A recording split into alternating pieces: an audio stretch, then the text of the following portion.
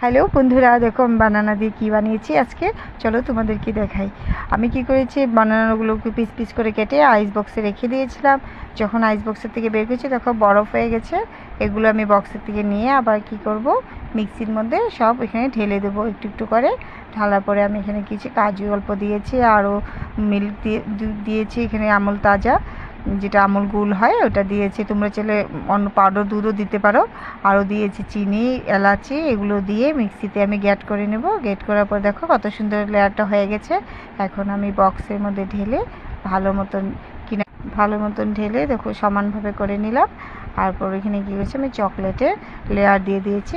চকলেটের লেয়ার দিলে বাচ্চারা অনেক খেতে ভালোবাসে, স্যান্ডটাও আসবে চকলেটে। আবার এখানে ঢাকনা লাগিয়ে আমি ডিপ ফ্রিজের মধ্যে আবার বক্সটা রেখে দেব।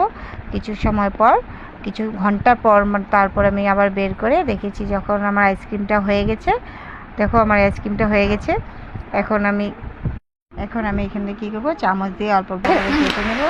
কেটে নিয়ে বাচ্চাদের দিয়েছি, বাচ্চাদের জন্য দেওয়ার জন্য। ওরা জানি না আজকে আমি কী বানিয়েছে, বলেছি বসো তোমাদের জন্য সারপ্রাইজ আছে। তাই ওরা বসে আছে, এই যে আমি এনে দিয়ে দিলাম ওদেরকে। কেউ অনেক খুশি, ওরা দেখে আইসক্রিম দেখলে জানো বাচ্চারা অনেক খেতে ভালোবাসে। আচ্ছা, তোমাদের কেমন লেগেছে আমার এই ভিডিওটা একটা কমেন্ট করে জানাবে। তোমরা চলে এভাবে বানাতে পারো ঘরে।